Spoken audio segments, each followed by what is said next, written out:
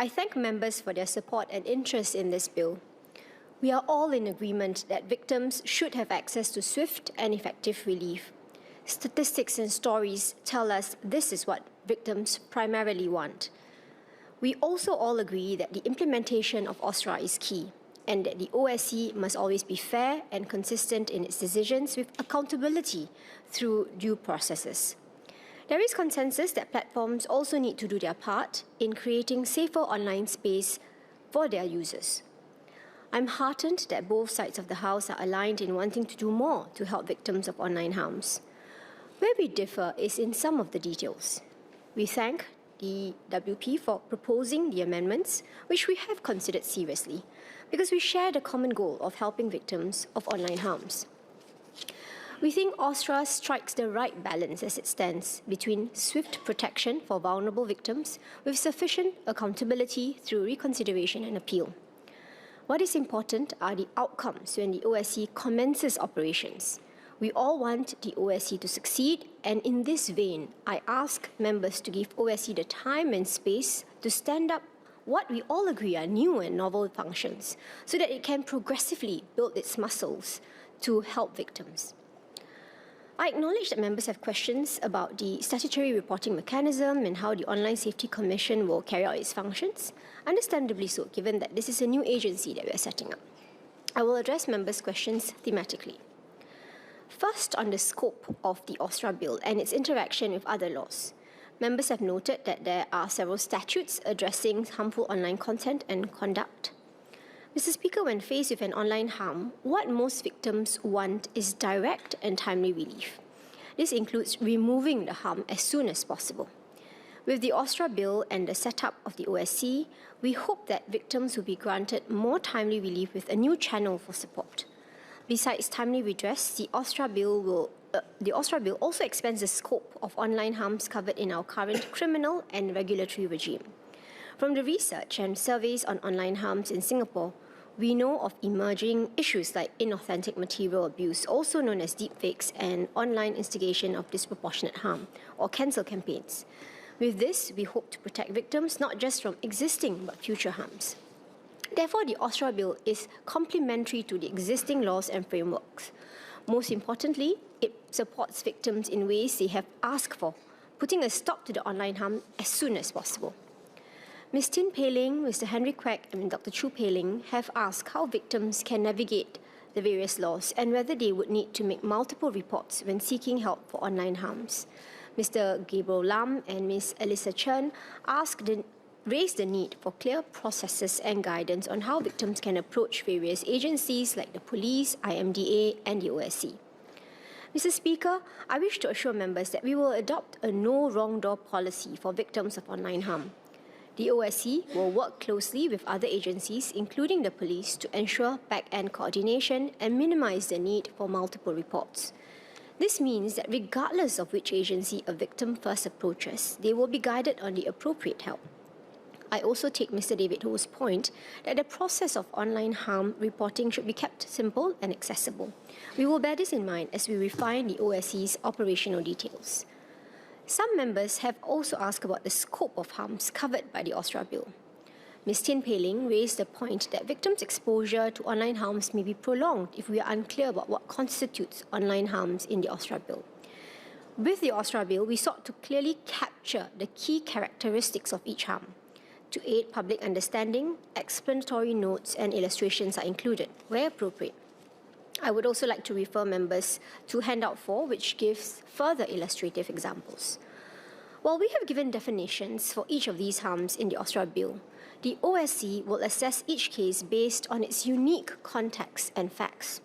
I think members would know that no two types of online harm will be the same. Some flexibility must be accorded to OSC to act according to the harm concerned. Ms. He Ting Ru suggested that we consider including sexual grooming and the publication of online material that encourages or promotes suicide or acts of self-injury as specified online harms that OSRA covers. We agree with the member that these are egregious harms, and I have explained why these harms would be better addressed through other legislation in our online safety framework. Under the Broadcasting Act today, the IMDA would already be able to issue directions to platforms to disable Singapore users' access to egregious content on online communication services such as social media services and app stores.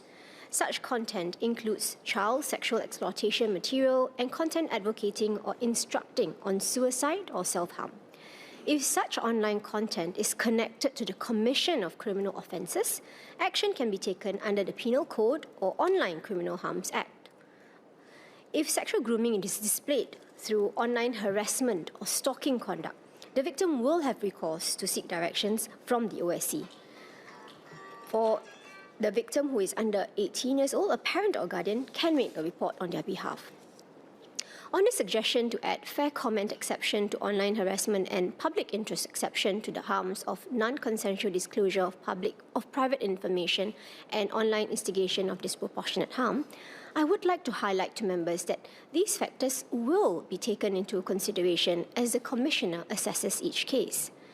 If we included the suggestions and make them exceptions to the online harm, communication that meets the fair comment or public interest criterion will automatically not be actionable by OSC.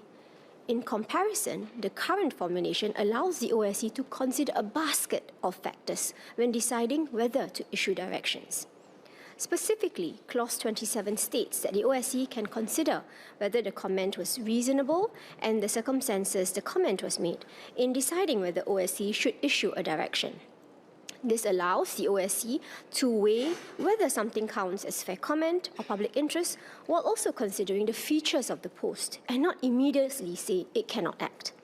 So if a member of the public raises in good faith or exposes serious wrongdoing, this will be taken into account as part of OSC's case assessment.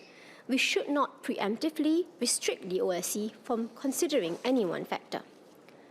Leader of the Opposition, Mr. Pritam Singh, and Mr. Ng Shi Xuan sought clarity on what would be considered private information. Private information refers to information about a person that is not widely available to the public at large. As explained in Handout 4 that members received earlier, this includes someone's medical history. Mr. Ng have asked whether the harm of non-consensual disclosure of private information would cover information such as sexual orientation and gender identity. We believe as a matter of principle that generally everyone in Singapore should be protected against having their private information shared publicly without consent. Hence, if such information was not public before and disclosed without consent, the person can file a report to the OSC. As we implement this harm in future, the Minister may issue regulations to clarify the types of information that is or is not private information. Ms. Mariam Jaafar highlighted the need for the OSRA bill to be technology neutral and future-ready to deal with harms generated by algorithms and artificial intelligence, or AI. I wish to assure member that the 13 harms under the OSRA bill are generally technology neutral. As shared in Handout 4, if person D uses an application to digitally alter an image of person C fully clothed into a nude image and posts it online without consent, that would be intimate image abuse. We recognize that online harms are constantly evolving and new harms may emerge over time, especially with the proliferation of new technologies. The OSRA bill allows the Minister to prescribe additional types of online activity that are likely to cause harm to persons in Singapore. We will continuously review the online landscape and expand the list of harms, if there is a need to in future. This will be done judiciously. For the harm of inauthentic material abuse, Ms. Cassandra Lee asked for clarity on how likeness would be assessed in the context of AI-generated content, and whether there needs to be intent to mislead. The OSC will assess based on objective standards whether the content is a false or misleading depiction of the victim's words, actions, or conduct, and if it is realistic enough, such that a reasonable person would believe that the victim said such words or did such actions or conduct. Such content may cross the thresholds of likely to cause the victim harassment, alarm, distress, or humiliation, even if there was no intent to mislead. Ms. Alyssa Chen asked about how the harm of publication of statement harmful to reputation interacts with defamation under common law. For the harm of publication of statement harmful to reputation, the only direction that may be issued by the Commissioner is a right of reply direction. This enables the victim to put out their reply or their side of the story quickly in order to protect their reputation, which matters especially in the online world where allegations spread with great speed and ease. We see this as a complementary pathway for the victim that may be an alternative to or concurrent with a defamation suit. A victim may find sufficient relief in a right of reply direction that they no longer need to resort to a defamation suit, or they may still need or want to sue, for example, to seek monetary damages. In either case, putting their reply out helps to limit the damages suffered. Ms. Alyssa Chen asked how the OSC would ascertain disproportionality in the case of online instigation of disproportionate harm, OIDH, and if there will be guidelines published for what constitutes disproportionate harm. As illustrated in handout 4, disproportionate harm can take on various forms, such as physical harm. The bill currently lists non-exhaustive factors that the OSC may consider when assessing the requirement of disproportionality, such as whether the act instigated is or is likely to constitute a criminal offence and the nature and severity of the harm mentioned. The OIDH's framework does not mean that members of the public can no longer call out problematic behaviours or express views on issues of public interest. Even as we reject mob behaviour, we continue to uphold the principle that there must be space for online discussions within the bounds of civility and respect. Some members, including Ms. Valerie Lee and Ms. Alyssa Chen and Ms. Eileen Chong, ask about the setup and composition of the OSC. The appointed Commissioner for Online Safety will be someone of suitable seniority and experience. We will also ensure that the OSC is appropriately staffed with individuals that have the relevant experience and expertise and have a good understanding of our society and online norms so as to address reports as they come in. Mr. Henry Quek and Ms. He Ting Ru ask about training for OSC officers and if the OSC will be working with community partners to support victims of online harms who need psychological and legal support. OSC officers will be trained in communications and victim management to ensure that each case is handled sensitively. They will also refer victims requiring further support beyond the mitigation of an online harm to community partners. Mr. David Ho suggested having a standing advisory group of relevant practitioners to provide the guidance on online harms periodically. I thank Mr. Ho for the suggestion. Under the OSRA bill, the Commissioner is empowered to consult with any person that the Commissioner thinks appropriate for the purposes of performing the Commissioner's functions and duties. This could include the relevant experts and practitioners in the field of online safety.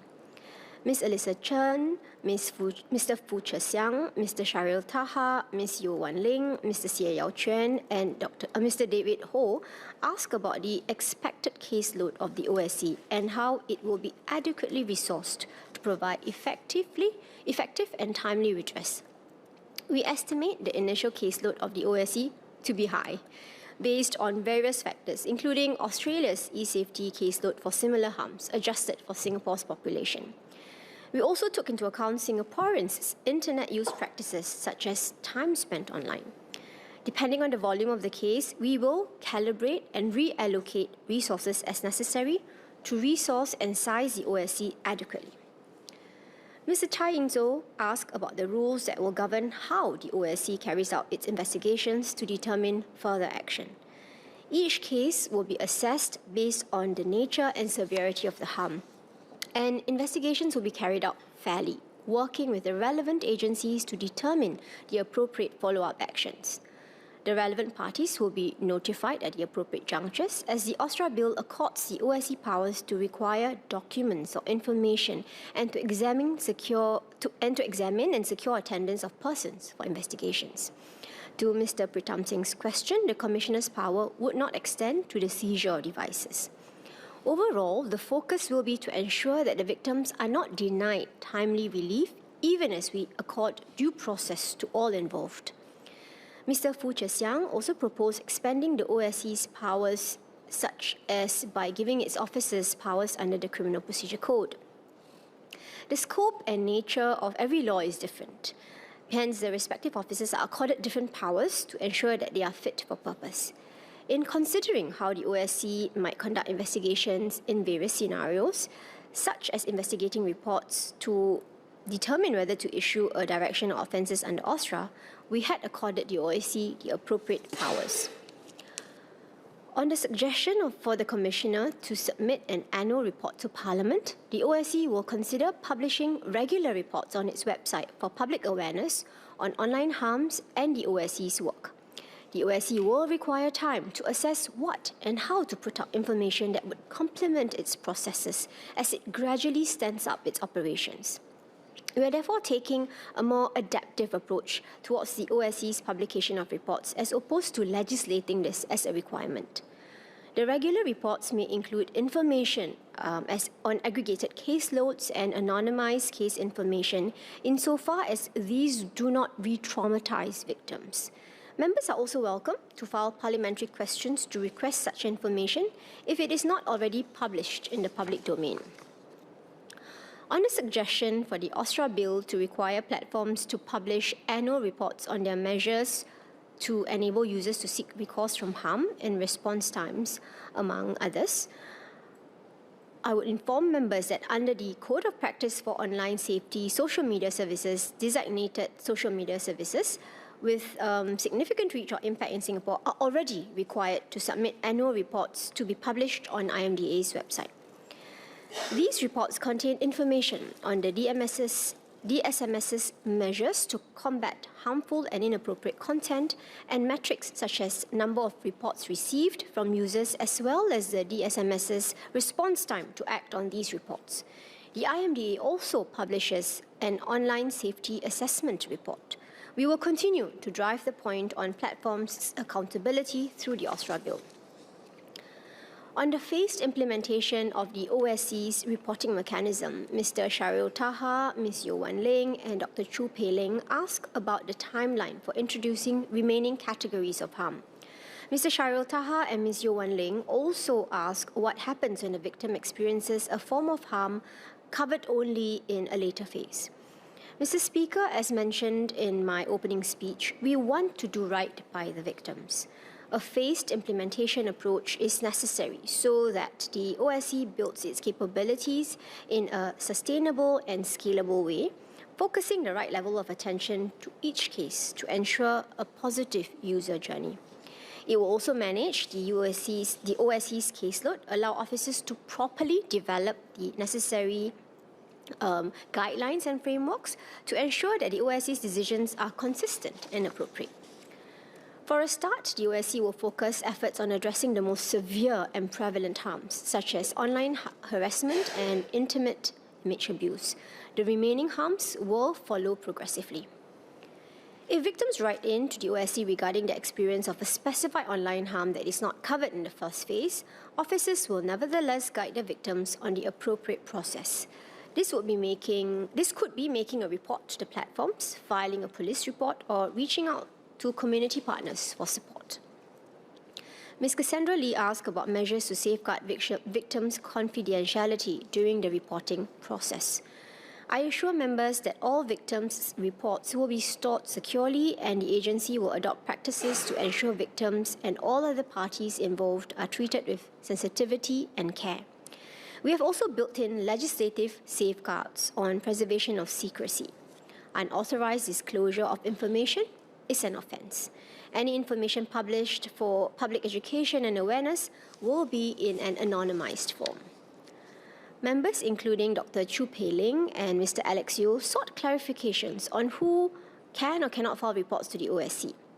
Dr. Wan Rizal asked about the process for unions and professional bodies to file a report on behalf of their members. Generally, victims have two options. They can submit a report on their own or authorize another individual or entity to do so on their behalf. Where the victim is under 18, their parent or guardian can file a report on their behalf. To Dr. Wan Rizal's question, unions and professional bodies can file reports to the OSC if they obtain written authorization from the member who suffered the specified online harm.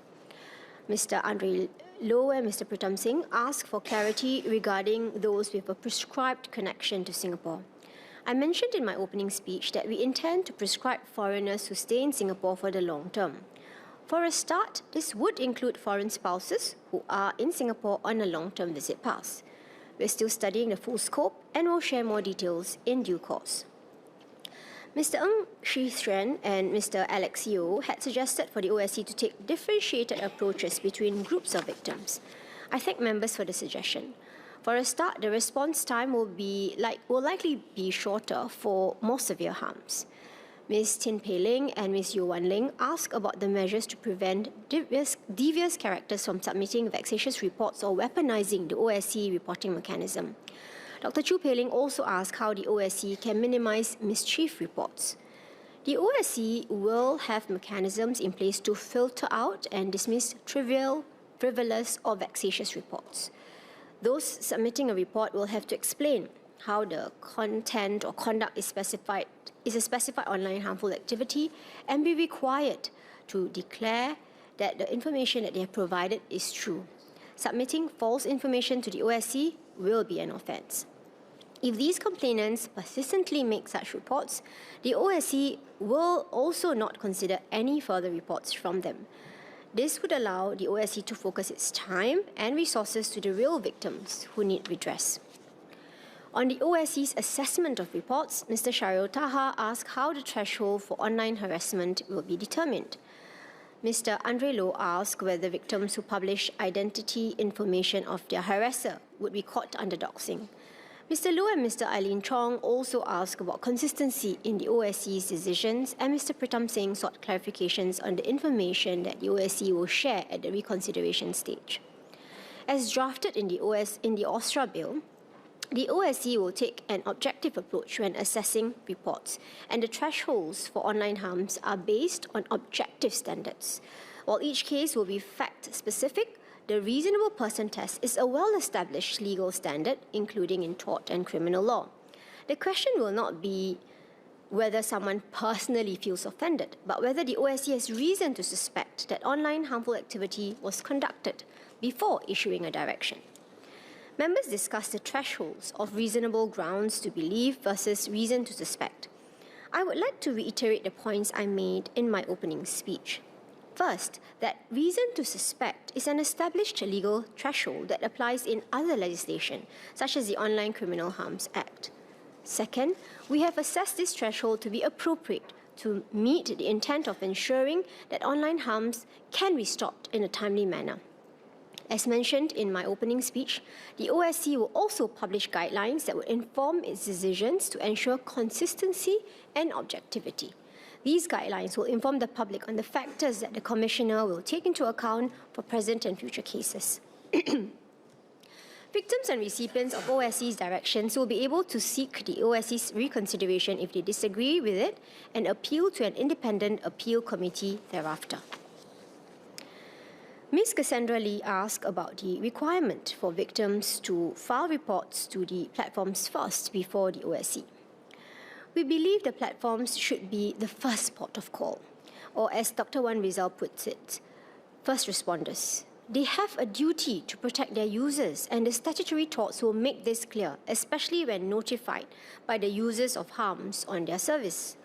The OSC will continue to work closely with the platforms to ensure that they comply with directions in a timely manner. Where platforms fail to act on online harms within 24 hours, victims can then file a report to the OSC. Mr. David Ho, Ms. Yeo Wan Ling, Ms. Lee Hui Ying, and Ms. Mariam Jaafar raised broader points on platforms' design and accountability to prevent online harms beyond OSRA and the OSC. In this regard, we will also continue working with the major platforms to ensure that they strengthen their online safety measures. That said, we recognize that some harms are simply so serious or urgent that they warrant immediate intervention. Ms. Valerie Lee asked for clarification on the categories of online harm that will be prioritized for urgent attention. For a start, victims can file a report directly to the OSC for the following harms: image-based child abuse, intimate image abuse, and doxing. In such cases, speed is of the essence to minimize the harm that may be caused to the victims. Several MPs like Mr. Ng Shishan, Dr. Wan Rizal, Mr. Shahril Taha, Mr. Chai Ying-so, and Ms. Yeo Wan Ling have asked or spoken about the OSCE's service benchmarks to respond to and resolve cases. Mr. David Ho also suggested laying out the operational process clearly so victims are aware of the actions to be taken. We want to ensure that victims get the help they need as soon as possible. The OSCE's response time and corresponding compliance timeline to a direction were likely to be shorter for more severe harms. Practically, some cases may be more easily resolved than others. For example, it may be easier to make out if the harm of intimate image abuse is present as compared to a report on online harassment. For the latter, the OSCE officer will have to go through the details more carefully to understand the nature and the severity of the case. Ms. Valerie Lee asked whether the Commissioner will be required to conduct a preliminary assessment before issuing directions. The answer is yes. The OSCE will assess if it has reason to suspect that online harmful activity was conducted before issuing a direction. To recap, the Commissioner will be empowered to issue directions to stop online harms from continuing to occur or to prevent further online harms from affecting the victim where there is reason to suspect that the online harm was conducted in respect of the victim or the victim group. These directions will be used judiciously. Mr. Andre Loh raised a few clarifications on specific directions. First, on the engagement reduction directions. Mr. Loh had asked about the scenarios where engagement reduction directions should be considered. Mr. Speaker, I refer the member to handout 4, where we had illustrated a case where an engagement reduction direction could be considered for an online harassment case to temporarily limit end users' liability to make posts mentioning a victim's name, thereby reducing engagement with insulting posts regarding a victim. The intent for such a direction would be to stem the virality of online harms which can spread quickly through similar posts. Second, Mr. Loh also asked about potential overreach when OSCE issues a stop communication class of material direction. This direction protects victims from floods of harmful content, sharing common identifiers such as a coordinated harassment campaign. Rather than requiring the Commissioner to identify each harmful post individually, the direction covers all such content in proportion to the scale of the harm occurring. Ms. Ng Shishan raised the need to keep the playing field level for smaller platforms. We recognize that we must take a pragmatic approach when engaging the platforms on compliance with directions. This is why we intend to engage online platforms with significant reach or impact first, noting that the harms on such platforms have the potential to travel further and faster. Such platforms would also have the technical capabilities to implement more complex directions. Mr. Shahril Taha asked what qualifies as an online service provider and whether the term extends to closed or encrypted platforms such as WhatsApp, Telegram, and WeChat. He and Dr. Chu Pei-ling also asked how the bill would deal with cases arising from private or semi-private chat groups. Under the OSRA bill, online service providers would include social media services and online messaging services such as WhatsApp, Telegram, and WeChat. While we have no intentions to proactively intervene in private communications, I believe members know how quickly something harmful can spread via private messages or in online chat groups. The OSCE's reporting mechanism is victim-led. For all harms except incitement of enmity, if a victim files a report to OSCE and brings its attention to the specified online harms made via private communications, the OSCE can then assess the case. I refer members to the example case given for intimate image abuse in handout 4. Here, B posts an intimate image of A in an online chat group without A's consent. In such a case, the OSCE can issue a stop communication direction to the administrator of the group to remove B's post. If this online chat group continues to circulate A's intimate image on subsequent occasions or intimate images of other persons, if made aware, the OSCE could also consider an access disabling direction to the platform whose service the chat group is maintained on. This will disable access to the chat group for Singapore users. Next, members sought clarifications on the OSCE's reconsideration and appeal processes. Mr. Zulkarnain urged caution against allowing extensive appellate processes that risk re-traumatizing victims. We We are still working through the implementation of the Appeal Committee, including its powers to affirm, revoke, vary or substitute a reconsidered decision by the OSC. But I want to assure the public that each case will be given the necessary time and due consideration. Ms. Alyssa Chen would also be assured to know that it is possible for persons who are still dissatisfied with the decision of the Appeal Committee to seek to challenge it in the courts by way of judicial review. We will provide more details on the appeal process at a later stage. Ms. Alyssa Chen and Mr. Fu Chexiang ask how the OSC will take enforcement action against bad actors who are overseas, noting the added complexity that technology like virtual public networks or VPNs brings. Ms. Lee Hui Ying and Mr. Henry Kwek also ask how we would ensure that transnational or cross-border online platforms comply with OSRA directions. As mentioned, the OSC's directions apply to all communicators, administrators, or platforms, regardless of where they are based. This applies as long as the harmful content is communicated in Singapore or accessible by users in Singapore. Where access disabling directions are issued to overseas platforms, the platform will be required to geo-block the content to prevent Singapore end users from accessing it. Non-compliance with OSC directions is an offence. Further, in such cases of non-compliance, the OSC is empowered to take escalatory measures to require providers of internet access services to block access to non-compliant online services and online locations, or to require providers of app distribution services to remove non-compliant apps from their app stores. The issuance of these escalatory measures will be carefully considered and used judiciously. Lastly, the use of VPNs to circumvent restrictions and detection affects all internet laws and regulations, including the OSRA bill. We will have to take a practical approach and do our best to deal with those within the bounds of our law. Mr. Fu Chexiang asked whether the penalties prescribed under OSRA are adequate. Dr. Chu Pei-ling also suggested increasing the maximum penalties. The bill sets out maximum penalties for non-compliance with OSC's directions and orders. These were determined with reference to similar offences already on the books, such as the Online Criminal Harms Act, the Foreign Interference Countermeasures Act, the Protection from Online Falsehoods and Manipulation Act, and the Broadcasting Act, because these are statutes that have directions similar to the OSC's directions. You will see that while there are similarities, the penalties are not exactly the same because we have calibrated it against the different purposes of these laws and the gravity of the situations that would usually give rise to non-compliance. Mr. Fu asked if guidance could be given on how the courts should sentence. Sentencing is a multifactorial exercise and highly context-specific. It is a matter for the courts to decide in applying general sentencing principles with the benefit of submissions by the prosecution and the defence. The court would generally treat the maximum penalty in legislation as representing the appropriate sentence for the most serious form of the offence and calibrate accordingly for the case before it. This can be adjusted in view of aggravating factors such as defiant conduct and mitigating factors like being a first-time offender.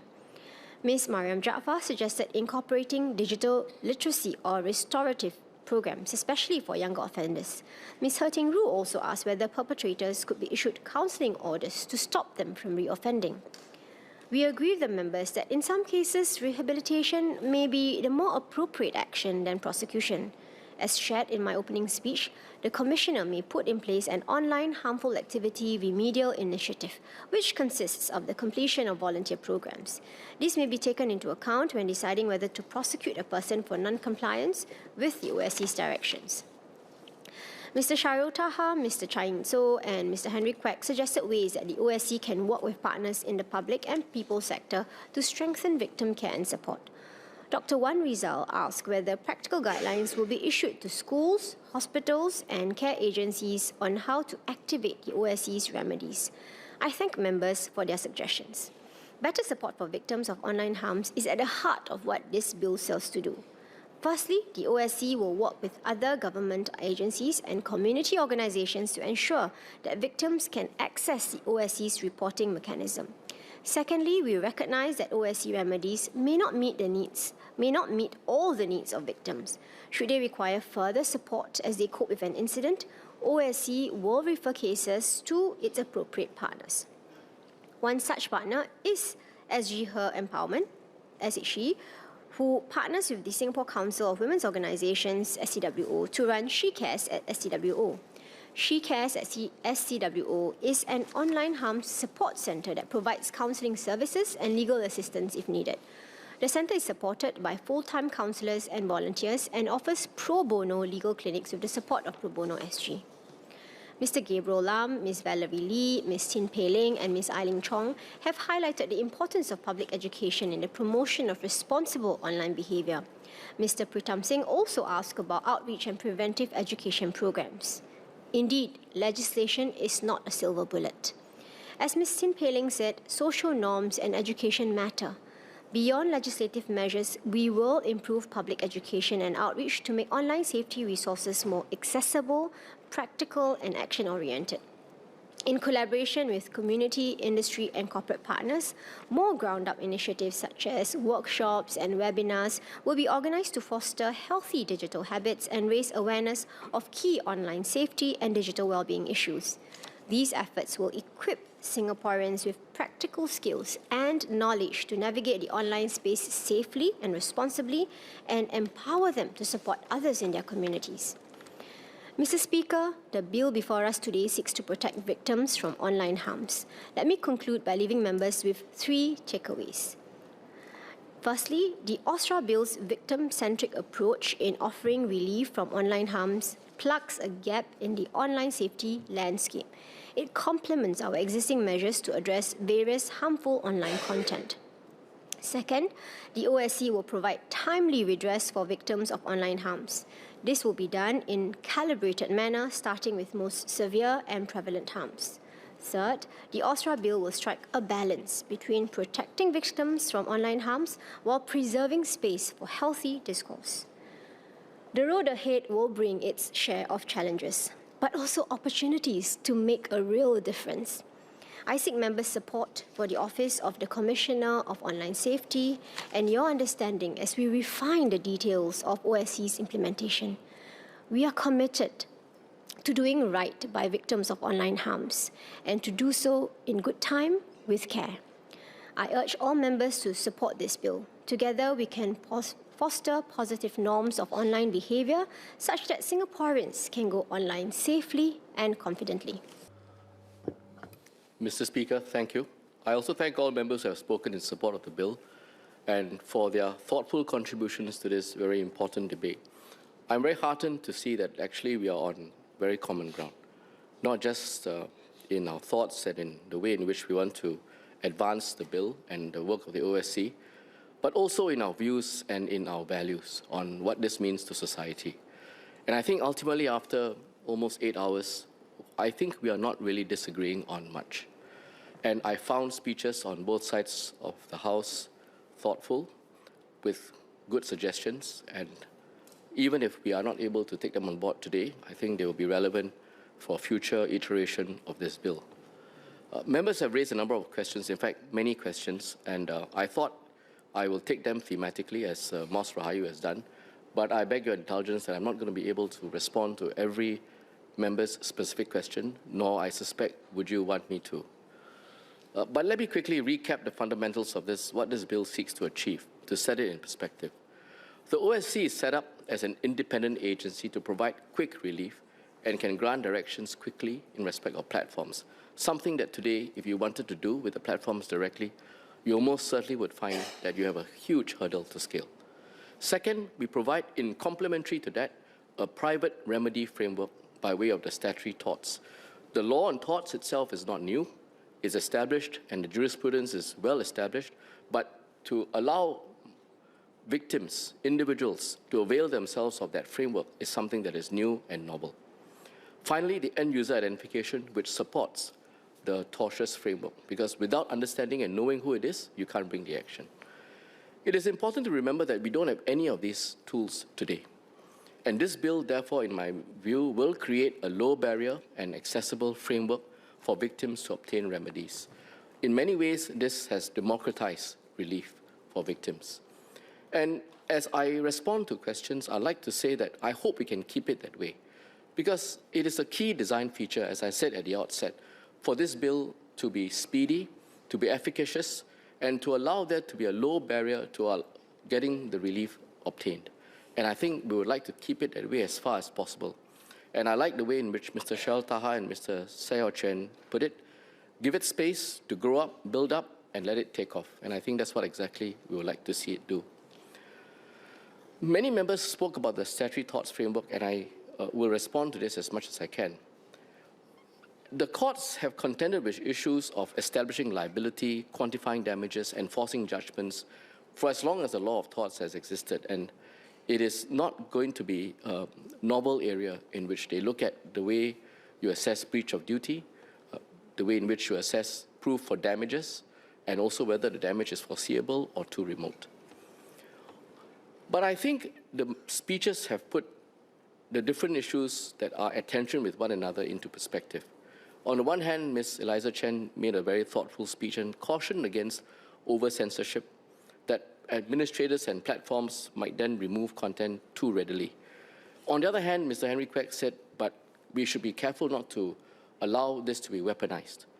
Ms. He Ting Ru also said that over-censorship is already happening today. People today are already, in some cases, withdrawing from social media entirely. So you can see the tension pulling in different directions.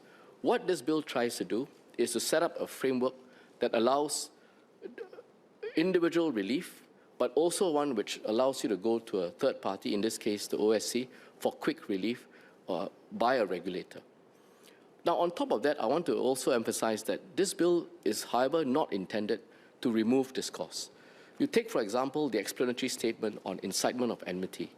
You will see in there that we have specifically provided in the explanatory statement that when you have statements that express an opinion, you're free to do so, even if they may be an opinion on the law or on government policy. That alone, an opinion, is not something that would fall foul of the provisions of this bill. Neither is expressing a person's belief or practices of a group of persons inconsistent with another set of beliefs something that will fall foul of this bill. It would not. It is you are entitled to your views, expressing your opinion, and pursuing discourse as much as you can, as long as you keep to ensuring that you don't fall into one of the buckets of online harms. To do this, we have carefully calibrated the statutory tort framework, and I thought I would just reiterate in answer to members' questions how this framework is designed to work. First, we are dealing with online harms with a very clearly defined threshold. There's a formula that is set out in the bill, and in respect of all the online harms, the OSC must make an assessment, and the statutory tortious framework must reach that standard. Those are the duties that are set out in this bill, and those duties, you must fall below those duties before it becomes actionable. So there's a threshold that's fairly clear-cut, and in fact, many of them, you will find that these standards are not inconsistent with what the platforms self-profess to be their standards as well. Second, I think members will know that there is no criminal offense or liability or criminal punishment for the online harm. This is not the design architecture of this bill. When there's an online harm, OSC determines it, it then makes a direction as may be appropriate, one of the directions as may be appropriate. Third, by and large, liability under this statutory tortious framework is compensatory. It seeks to compensate victims, sometimes for loss of earnings, sometimes for distress, but it is compensatory in nature by and large. And to Mr. Henry Kwek's question, the courts will know when a case is frivolous or taken on trivial or unmeritorious grounds. It's well established. There are cost consequences. There are ways in which you can stop a vexatious litigant. Fourth, liability for platforms is conditional on them receiving proper notice. We designed that framework because we don't expect the platforms to trawl the internet, trawl the social media to look out for these harms. But once you get notice, then that duty arises. That duty arises, and you then have to act in a manner in which that duty will be commensurate with the remedy. Mr. Pritam Singh made the point about what is reasonable, and I think the honourable member talked about an illustration and asked whether a prompt means it must be forthwith and so on. We have put the formula as reasonable because in some cases, you can simply disable access with a flick of a switch. Now, in that situation, then unless you have some other reason why you can't do that, excuse me, very quickly, then otherwise we expect the time frame to be much shorter. In other situations where you might take a bit more time to comply with the order and some steps might be taken, you might have to make some inquiries, or there are some technological issues or challenges, then the framework that we have for reasonable allows the court to take all that into account. And so it's not a single standard. We're not able to say it must be X number of days in every case, but reasonable in the context of the particular circumstance of that case. Fifth, we will prescribe the contents and mode of service of these notices. I know many members have talked about, is it going to be difficult to fill up? Is it going to be something that we will have to go back and forth with the platforms? The answer is, as far as we can, we will prescribe the contents and the way in which you would do service of these notices, so that you have almost like a fixed framework of information that you will have to provide, and once the platforms receive it, they will have to respond to this. I know what the Honourable Member, Ms. Chen, said about how there might be an overreaction. Platforms might then be a bit more conscious when dealing with online harms. So in many ways, I would say it's not a bad thing, that with this framework, the platforms, the administrators, the communicators, there is a pause for thought to think about whether an item crosses the threshold or not, and whether you should be doing it. And I think that is the kind of mindset that we hope to build, for everyone to be a little bit more conscious, not self-censor in the way which I told you. All opinions are welcome, discourse is welcome, but to have a care, to think about it one more time, whether that is something that passes muster for online harm. And I think if they have to take a second look and thereby improving protections for users and for potential victims, then I think we have achieved something. Mr. David Ho, Mr. Sharil Taha, Ms. Lee Hui Ying, and Ms. He Ting Ru observed that some claimants might lack the means to pursue a claim. Let me just put it in perspective. We have introduced this now as an additional avenue for victims to pursue this claim. Previously, on whatever resources you might have, it is not possible. But today, you now have an additional framework. We will always, in the context of how we discuss and enhance access to justice, we will have people who fall at the margins and may not be able to be well-resourced enough to pursue the claim. In those cases, my ministry at the MinLaw will continue to work on access to justice principles to ensure that those who deserve assistance, whether through legal aid, with the usual means and merits tests, or pro bono SG, or the community law centers, or various other legal clinics or pro bono schemes around Singapore, we will continue to support these schemes and ensure that those who are at the end of the spectrum, who are unable to have resources to pursue their own claim, will not be left by the wayside. In many ways, that is, just as an aside, that's precisely why we've also created the OSC framework, that it is simple, really cost-efficient, and fast. You don't have to pursue a claim in court to get the immediate relief of having the takedown or right of response or any other of the measures that OSC can prescribe.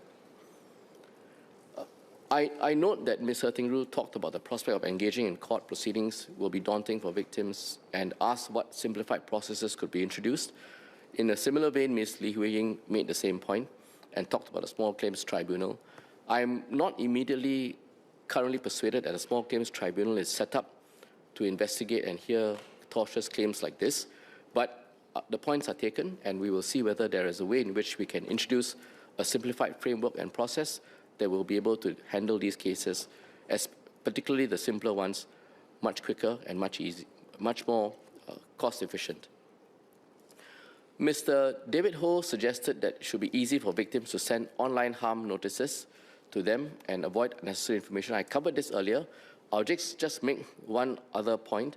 We will also be working with the platforms to ensure that the process is straightforward and accessible. So we'll be designing this process with them in mind. They will tell us what is it that they need to identify the harm appropriately, and we will work with them as well to design this into the information that will be needed to trigger the process with the platforms. Mr. David Ho and I think Ms. Cassandra Lee asked whether non-monetary damages or losses can be considered under the bill's framework, the statutory tort framework. The short answer is yes.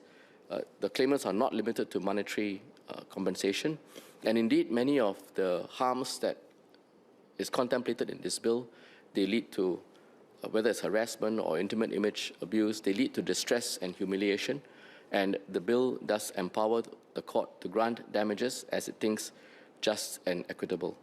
Of course, the usual tortious principles, as I outlined earlier, will have to apply. Is it foreseeable? Is it too remote? And so on. Ms. Cassandra Lee asked if the identifying information of victims who commence civil proceedings can be automatically redacted. I would say that whilst redaction is appropriate in some cases, there will also be many where it would not be. And I think you got to put it in context, you are now having to face a civil suit, and you have to understand and know who is bringing the claim. And so, in most cases, I think that would not be the case. Not all, but most cases. And once an assessment has to be made as to whether it is appropriate, then an automatic redaction upfront would not be suitable for this scheme.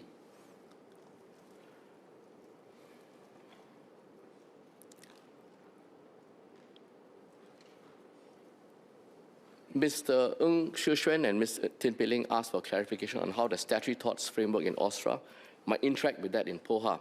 Let me just quickly explain this. Victims of harassment, doxing, and stalking should continue to sue the communicator or bring action under POHA. And I made the point in my opening speech that we will provide for remedies against the administrator and the platforms for these harms under OSRA. We did consider, but ultimately decided not to subsume the POHA statutory torts under OSRA. Harassment, doxing, and stalking under POHA all have offline dimensions to it as well, which continue to call for protection and is therefore necessary to preserve this. OSRA deals with online harms, so we thought it would be more expedient and better coverage to not subsume that under OSRA. Mr. Ng also suggested that guidance be issued to help parties understand the interaction. We will do so. I noted what you said, having a healthy online culture, and I think that's what we would like to promote. The OSC and the courts provide complementary avenues for victims to obtain protection from online harms. Some members ask, what happens if there are inconsistencies? In most cases, victims will want to use the OSC's directions at the first instance. As I said, it's quick, it's fast, swift relief. Many might consider to go further. For example, you might need to seek an injunction from the courts. Like OSC directions, injunctions are also intended to be quick and can protect the victim. But for tort claims, claims in court, it seeks to impose a civil liability on the other party. And so for these reasons, the courts are better placed to address such cases, which sometimes will need a more complex evaluation of the evidential positions on both sides, and also considering the legal position and the arguments of parties. Mr. Quek asked what happens if the OSC and the courts take a different view on whether an online harm occurred. The decisions of the OSC and the court will not bind the other. The former is an administrative decision by an agency, and the latter is a matter of law decided by the judiciary. But the OSC may take the court's decision and, after a while, a body of case law and jurisprudence into account. I mean, it's nothing to stop the OSC from having regard to the body of jurisprudence over time, developed as a result of this framework. And the OSC is empowered to also revisit past decisions and to vary or cancel them to the extent relevant or appropriate. Mr. Andre Loh asked whether the OSC would be bound by Minister's clarifications made in the House today. Sir, it is usual that parliamentary attention, as discerned from the debates that we have engaged in and as recorded in Hansard, this can and should be taken into account when interpreting the bill. And this is not just by the OSC, but also by the courts at a subsequent juncture when construing the interpretation and construction of a particular provision in this bill. Ms. Valerie Lee asked whether the right of reply directions which OSC may issue are intended to complement civil remedies for defamation. Short answer is yes, and it is because they serve different purposes. Currently, a successful claim in defamation provides compensation for reputational loss. But as I said at the outset, not all victims want that financial compensation.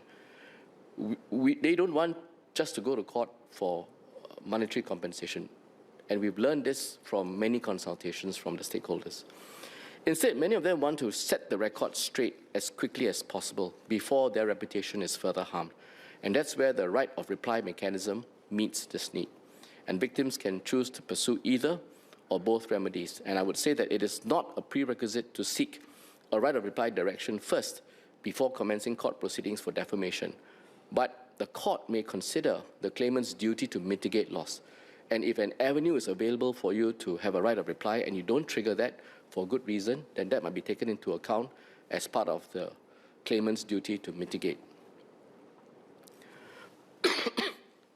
Several members asked questions about the balance between the desire to ensure accountability of wrongdoers and the need to safeguard personal information. This is under the end-user information.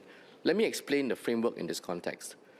In my opening speech, I covered the safeguards to ensure that information disclosed is not misused. The OSC may impose any condition in disclosing the information, including limiting the use of the information to the approved purpose. Further, any misuse of information may be an actionable wrong in itself. So, for example, if the victim uses the information to dox the perpetrator, that may be an offence under POHA. It may also be an offence under OSRA. These safeguards would protect the information disclosed and prevent misuse. The foregoing answers the questions of Dr. Wan Rizal, Mr. Henry Quek, and Ms. Mariam Jaffar. Mr. Henry Quek also asked about the OSC's directions under the end-user identification measures and how they interact with PDPA. The short point is that the obligations imposed by the PDPA do not prevent platforms from complying with the OSC's directions. Ms. Eileen Chong also asked, I think, similar questions on the end-user identification. Apart from what I've just said, I would like to refer to Clause 53, which allows conditions by the OSC to be set in the course of providing information. I know Ms. Chong, the Honourable Member Ms. Chong, said that these proposals have, and I quote you, real value, and I thank you for that.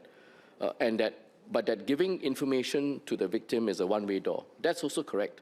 But likewise, posting an online harm online to the world is also a one-way door.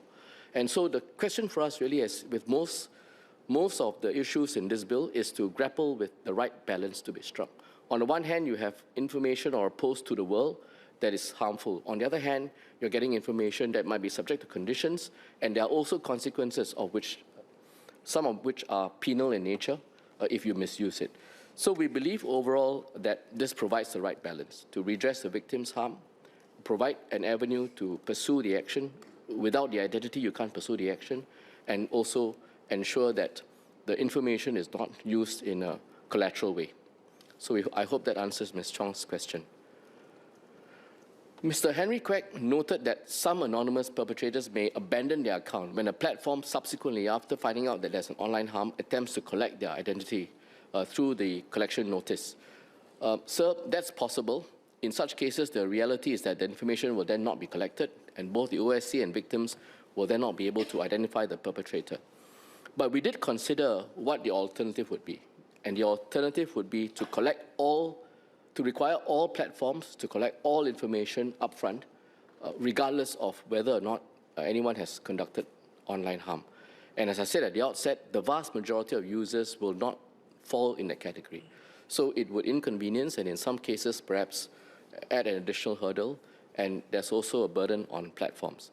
So taking into account, as I said earlier, that balance, we decided that we will require the platforms to do so once we've established the online harm. And we know that with doing that, there is a real risk that in some cases they will just abandon. But at the very least, with the provisions that the OSC has under this bill, OSC will be able to take action to deal with the harm being continued online. So I believe I've covered most of the points. I would just want to address Mr. Lowe's point about Clause 4. I think you raised a point about Clause 4. The general position in law is that the government is not bound by legislation unless it provides expressly for that to be so. And in Clause 4, Mr. Lowe will be aware that neither the government will be bound by this legislation, nor can the government avail itself of this legislation. So on that basis, we don't think that it is suitable to include the government either way, and for the reasons that we've set out in the explanatory statement. And I hope that answers your question. So I think that's really all the questions. And as I said, I apologize if I've not been able to go into the specifics, but I think what I've said on both end-user information and the statute tort framework elucidates our thinking behind those two measures in this bill. And we ask for members' support because, like Mos Rahayu, I believe that this will be a game changer in the online space, not just in what we do online, but it will translate into how we interact with one another offline as well. With that, sir, Thank you very much. Mr. Speaker, I would like to make a clarification regarding my speech earlier. I had made reference to Ms. Elisa Chen's speech, and I note that she actually did not ask about how defamation interacts with the harm of publication of statements harmful to reputation and how OSC will ascertain disproportionality of OIDH. Instead, my reply actually addresses the general point on how victims can put out a reply quickly to protect their reputation and how it interacts with other laws. And I shed further on the threshold for online instigation of disproportionate harm. I thank all members who have spoken on the bill for your thoughtful comments and suggestions. Minister Edwin Tong and Minister of State Rahayu have responded to all of your comments comprehensively. Let me share just a few more observations about the overall thrust of the debate today. The first observation is that members agree no one should be beyond accountability when their actions harm others. Ms. Mariam Jafar was most emphatic about it. The stories shared by members today illustrate the mental toll that victims of online harms experience. They are visceral and emotional, and it is why it is so important to help victims get closure through restitution. It goes to the heart of the OSC's mission to provide timely, effective, and accessible relief for victims of online harms. My second observation, sir, is that members recognize the complexity and tensions within the online sphere. Online interactions and the nuances of harmful activities can shift and evolve rapidly. No two cases of online harms will be the same. Every hour that passes by makes a difference to victims. This is why the OSC's work will be very challenging. Mr. Xie Yaoquan posits that it will also be voluminous. The government has explained how the OSC's processes strike a balance between speed and due process, efficiency and effectiveness. As much as possible, we will rely on clear criteria for action. We will also provide avenues for independent review of decisions so that outcomes are consistent and fair. Our framework will hold all stakeholders accountable, from platforms to perpetrators, for the safety of users. The OSCE will not be undertaking this work alone. We have regularly worked together with our network of partners. Many have been on this journey with us since the beginning. The bill itself has been years in the making. At every stage, local community organizations and advocates provided valuable insights that shaped our approach. Feedback from industry stakeholders further refined our framework. I'm heartened they see Singapore as a determined yet pragmatic regulator. I also hope they will continue to actively contribute to improving online safety. The OSCE will draw upon the extensive experience and expertise of our partners.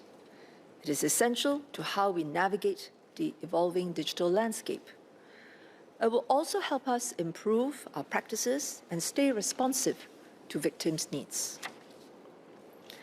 My third observation is that members agree the OSCE must earn the trust of Singaporeans that it is effective and impartial. There are different thresholds for acting on online harmful activities that may occur. The Commissioner and the OSCE have the delicate job of assessing reports and issuing directions on a case-by-case basis. We need to consider, for example, that what causes distress to a child may not be distressing to an adult. Mr. Sharil Taha, Ms. Eileen Chong, Ms. Eliza Chen, and Mr. Alex Yeo have rightly pointed these out. We may adopt a victim-led approach to filing reports, but OSCE will need clear guidelines, adequate oversight, and accountability mechanisms.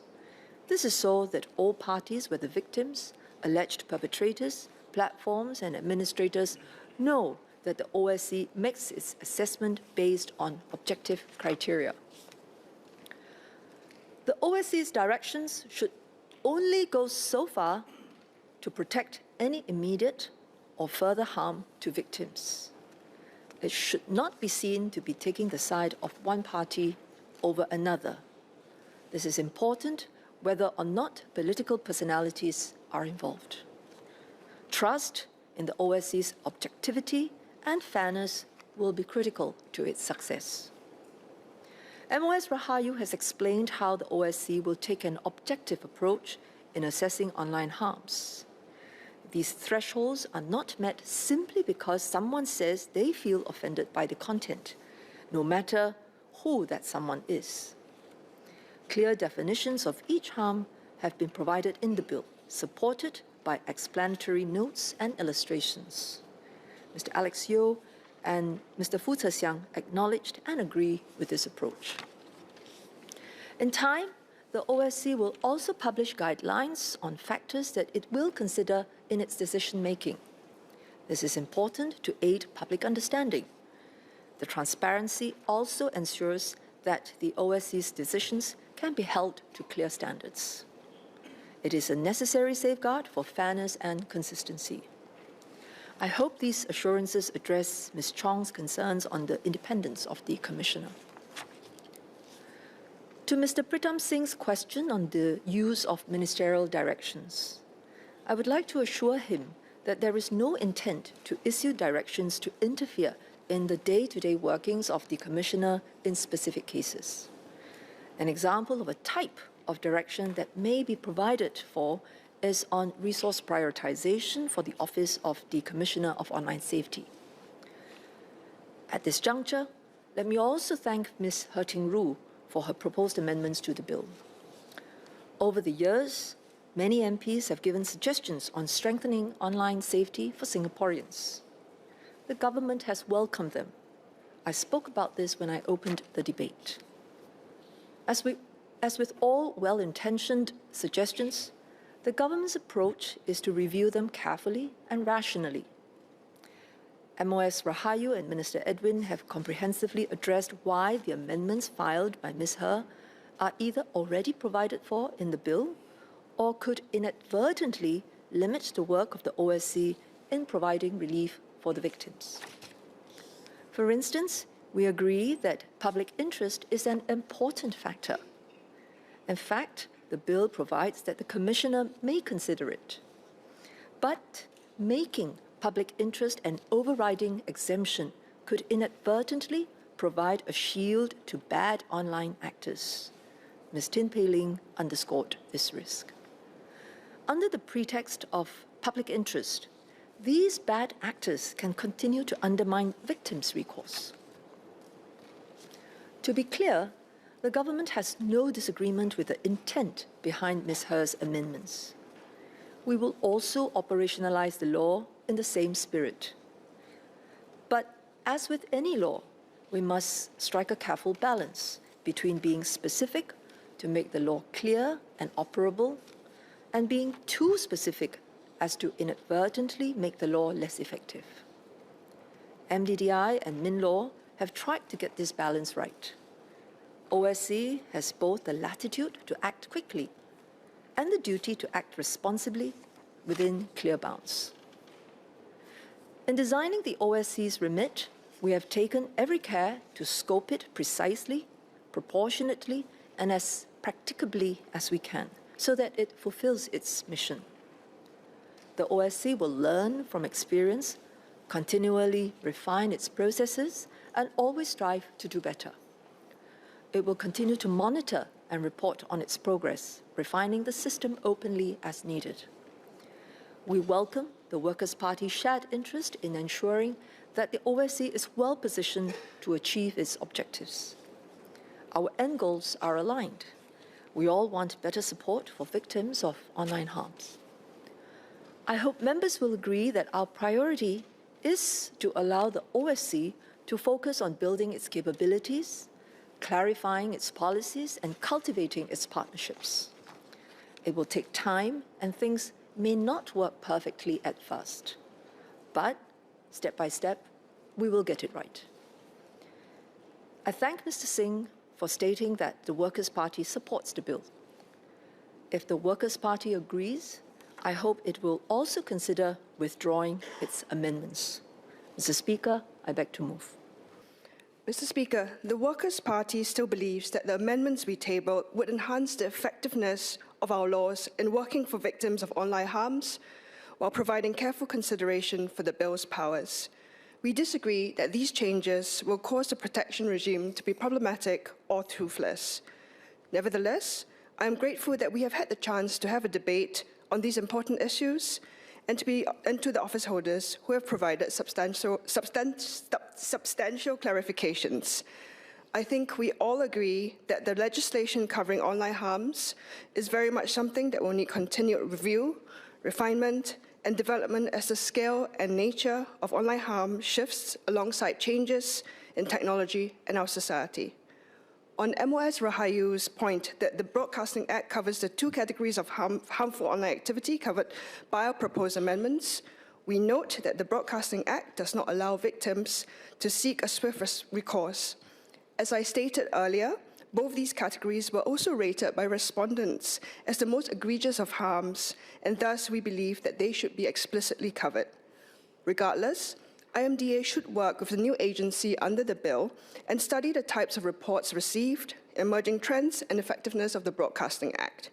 And we believe that victims should more appropriately lodge a report to the OSC, not IMDA, to seek redress, and for the OSC to issue directions and orders fast. Additionally, the Broadcasting Act is more of governance for entities, which does not provide recourse for victims. Also, I believe that the new agency's powers are wider and contain more remedies that will be available to victims. Thus, would the MOS clarify how our concerns outlined above will be addressed? As I've explained in my opening speech as well as my response, the nature of this particular bill is really in a form of a victim-led and in the form of a manner in which there are certain specified online harms that are created as a result of that interaction online. In the case of the sexual grooming, for example, as explained, if the victim actually realizes that he or she is being affected and there are actions that are causing harassment, alarm, distress or humiliation, and that there's content for the OSC to act upon, we can still act upon it. So it is really just the nature of which you are describing that action, because sexual grooming in itself is a whole transaction and it is a crime that can be dealt with better with the penal code. With regards to the materials that are online, if the materials are something that is causing harassment, distress, alarm and humiliation to the victim, that person can file to OSC and we will address it. So it is really a function of whether the victim sees a particular content that is triggering certain characteristics pursuant to this bill, they can pursue it through the OSC. The other point I would make is that the OSC, we are taking a no wrong door approach, no wrong door policy with the OSC. So in the event some of these issues are raised to the OSC will assess it and make appropriate references to make sure that the appropriate help is given to the victims. Thank you, Speaker. My clarification is directed to Minister of State Rahayu. So I just have a quick clarification to make. In addressing a point made by Honourable Member Ms. Elisa Chen, I believe Minister of State stated that Ms. Chen would also be assured to know that it's still possible for persons who are still dissatisfied with the decisions of the appeal committee to seek to challenge it in the courts by way of judicial review. We will provide more details on the process at the later time. So I just wanted to clarify if MOS Rahayu is still referring to the existing statutory power of the courts to exercise supervisory jurisdiction over executive actions, or is this envisaged as a distinct process? I am referring to the existing power of judicial review. Thank you, Mr. Speaker. Just a quick clarification. I'm assuming this will be to Minister Tong. On one of the clarifications I had sought, I thank the Minister for addressing a number of those that I had put out. The point about the Online Criminal Harms Act, a sister legislation, and the directions that the implementation direction that the government had issued to Facebook on their measures against scams. I think they had a timeline that was first end of September, then end of October. I asked that question actually not specific to that, but just to have a better understanding of how the platforms will respond to the bill the government seeks to pass today. As an example, handout 2 states the platform, a victim will essentially go to the platform at first instance, except in a few different circumstances, and these pertain to intimate image abuse, doxing, image-based child abuse. That one you go straight to OSC. In the first case, trying to understand from a victim's perspective, how quick can we expect the platforms to respond to victims of online harm? I think this aspect of it is really the substance of that particular clarification, where I sought to understand how promptly and the extent to which the social media platforms would be able to comply. I understand where the leader of the opposition is coming from. I will provide information on the first question, because that's not a subject of OSRA. But I think on your more general point, the question really is this. 2 points. First, as I mentioned, we did have extensive consultations, including with the platforms. The idea here is, obviously, we don't want to devise a framework and a scheme that will be unworkable and inoperable, practically speaking. So we have been consulting with them. I mean, if truth be told, and you start from blank canvas and you ask the platforms, would they want to see a bill like this? The answer probably is no, if they had a choice. But we were quite determined to ensure that there would be a bill of this nature, and a bill of this nature would not have the teeth if it didn't involve the platforms and have powers over the platforms. And I think they quickly understood that. So we have been working with them. There will be differences of views on what can be done, what can't be done, but we've navigated a path forward, and we will continue to do so. To your point about how quickly it can be done in this case, I'd like to say that all of the provisions, they work with one another. The OSC, on the one hand, the statutory tort framework on the other. And bear in mind that in the statutory tort framework, we have now prescribed, in the case of platforms, administrators, communicators, tortious duties that are triggered from the time they get notice.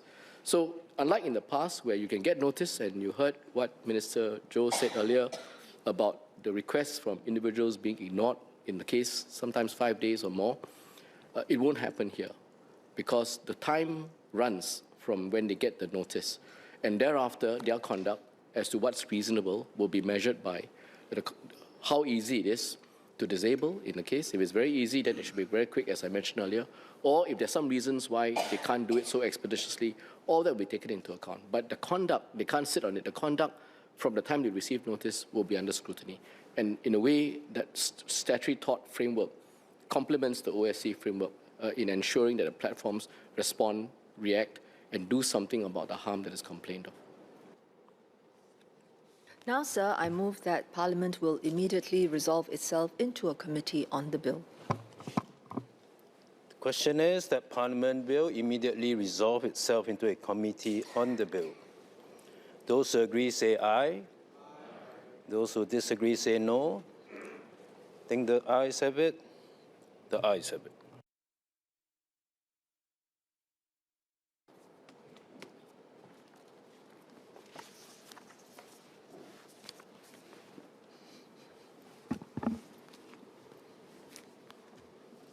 Okay, members, this committee stage will be a rather long one, so please bear with me. Clauses 1 and 2. The question is that clauses 1 and 2 stand part of the bill. Those who agree say aye. Those who disagree say no. I think the ayes have it. The ayes have it. Clause 3. There is an amendment. Ms. He Ting Ru. Mr. Chairman, I move the amendment to Clause 3 standing in my name as indicated in the order paper supplement. The reasons for the amendment have been addressed in my speech during the debate on the second reading of the bill. As the amendment to Clause 3 is related and interdependent with new Clause A and new Clause B, I shall allow the debate on the amendment to Clause 3 to range over new Clause A and new Clause B. Ms. He Ting Ru, is there anything else you would like to add to the debate? You're entitled to speak. Not that I'm asking you to speak, but you're entitled to speak if you wish to make any additional points. No, sir. Thank you. Thank you. The question is as proposed by the member. Those who agree say aye. Those who disagree say no. I think the noes have it. The noes have it.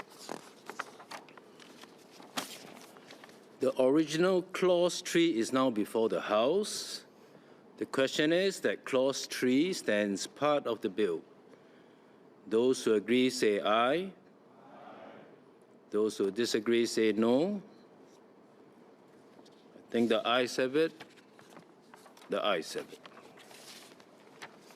Clauses 4 to 8. The question is that clauses 4 to 8, inclusive, stand part of the bill. Those who agree say aye. Those who disagree say no. I think the ayes have it. The ayes have it.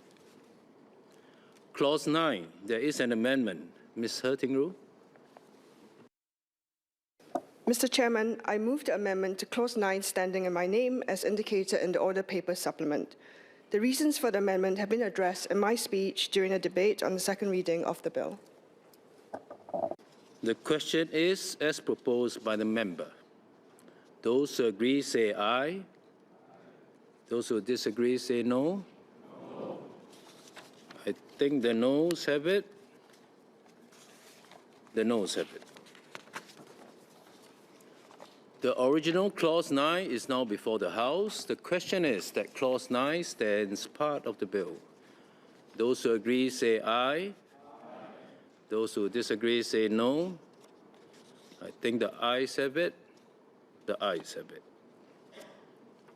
Clause 10. The question is that Clause 10 stands part of the bill. Those who agree say aye. Those who disagree say no. I think the ayes have it. The ayes have it. Clause 11. There is an amendment. Ms. He Ting Ru. Mr. Chairman, I move the amendment to Clause 11 standing in my name as indicated in the order paper supplement. The reasons for the amendment have been addressed in my speech during the debate on the second reading of the bill. The question is as proposed by the member. Those who agree say aye. Those who disagree say no. I think the noes have it. The noes have it. The original Clause 11 is now before the House. The question is that Clause 11 stands part of the bill. Those who agree say aye. Those who disagree say no. I think the ayes have it. The ayes have it. Clauses 12 to 18. The question is that clauses 12 to 18 inclusive stand part of the bill.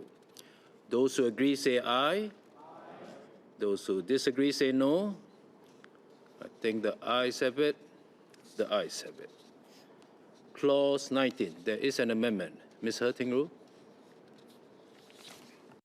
Mr. Chairman, I move the amendment to Clause 19 standing in my name as indicated in the order paper supplement. The reasons for the amendment have been addressed in my speech during the debate on the second reading of the bill. The question is as proposed by the member.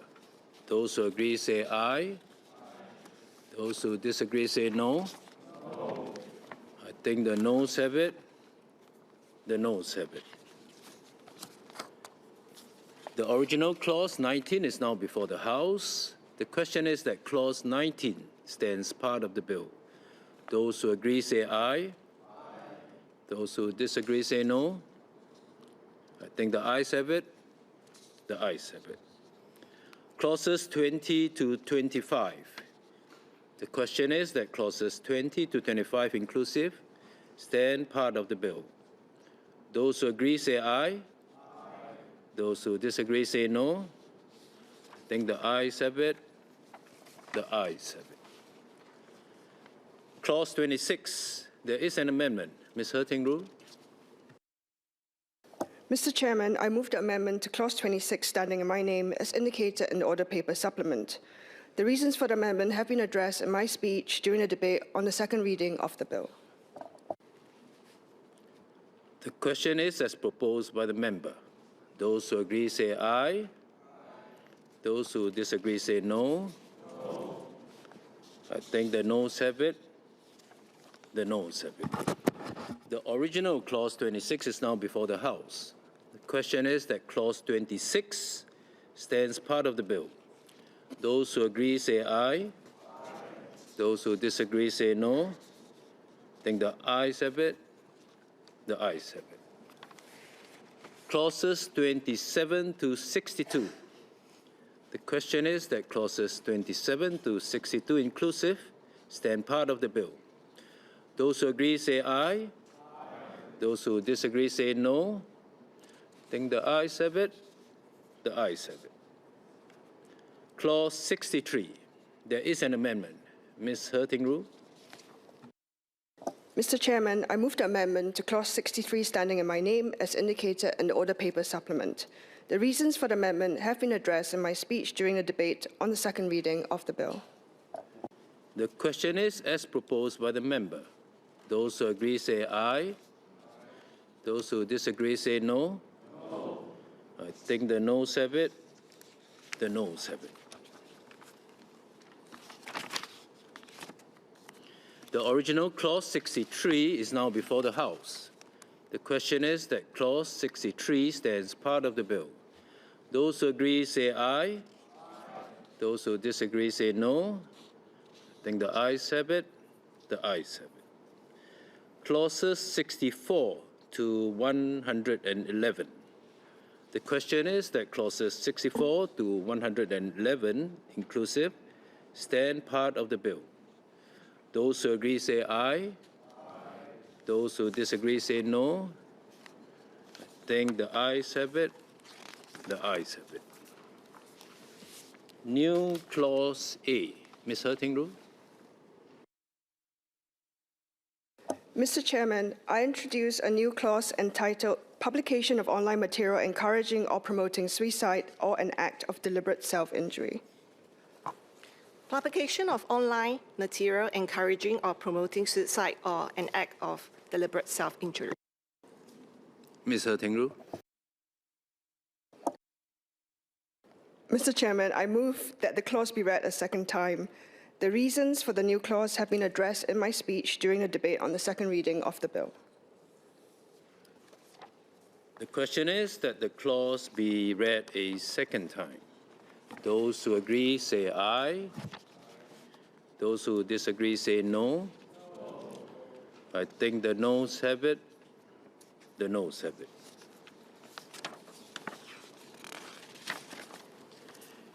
New Clause B. Ms. He Ting Ru. Mr. Chairman, I introduce a new clause entitled Sexual Grooming of Any Person Below 18 Years of Age or Vulnerable Adults. Sexual grooming of any person below 18 years of age or vulnerable adults. Mr. Chairman, Ms. He Ting Ru. Yeah. Mr. Chairman, I move that the clause be read a second time. The question is that the clause be read a second time. Those who agree say aye. Those who disagree say no. I think the noes have it. The noes have it. New Clause C. Ms. He Ting Ru. Mr. Chairman, I introduce a new clause entitled Appeal to General Division of High Court. Appeal to General Division of High Court. Ms. He Ting Ru. Mr. Chairman, I move that the clause be read a second time. The reasons for the new clause have been addressed in my speech during the debate on the second reading of the bill. The question is that the clause be read a second time. Those who agree say aye. Aye. Those who disagree say no. No. I think the noes have it. The noes have it. New Clause D. Ms. He Ting Ru. Mr. Chairman, I introduce a new clause entitled Risk Assessment, Reporting and Accessibility. Risk assessment, reporting, and accessibility. Ms. He Ting Ru. Mr. Chairman, I move that the clause be read a second time. The reasons for the new clause have been addressed in my speech during the debate on the second reading of the bill. The question is that the clause be read a second time. Those who agree say aye. Those who disagree say no. No. I think the noes have it. The noes have it.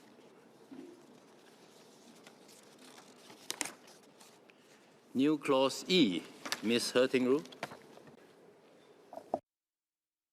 Mr. Chairman, I introduce new clause E. New Clause E. Ms. He Ting Ru. Mr. Chairman, I move that the clause be read a second time. The reasons for the new clause have been addressed in my speech during the debate on the second reading of the bill. The question is that the clause be read a second time. Those who agree say aye. Those who disagree say no. I think the noes have it. The noes have it.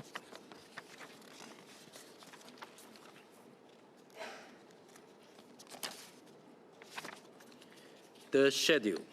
The question is that the schedule stands part of the bill. Those who agree say aye. Those who disagree say no. I think the ayes have it.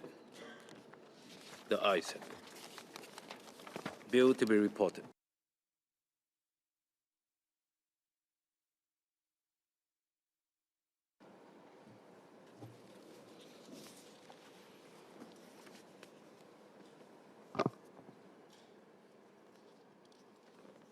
Minister for Digital Development and Information. Speaker, I report that the bill has been considered in committee and agreed to without amendment. Third reading what day? Now, sir, I move that the bill be now read a third time. The question is that the bill be now read a third time. Those who agree say aye. Those who disagree say no. Think the ayes have it. The ayes have it. Online Safety Relief and Accountability Bill. Leader? Our Deputy Leader? Mr. Speaker, I move that Parliament do now adjourn. The question is that Parliament do now adjourn.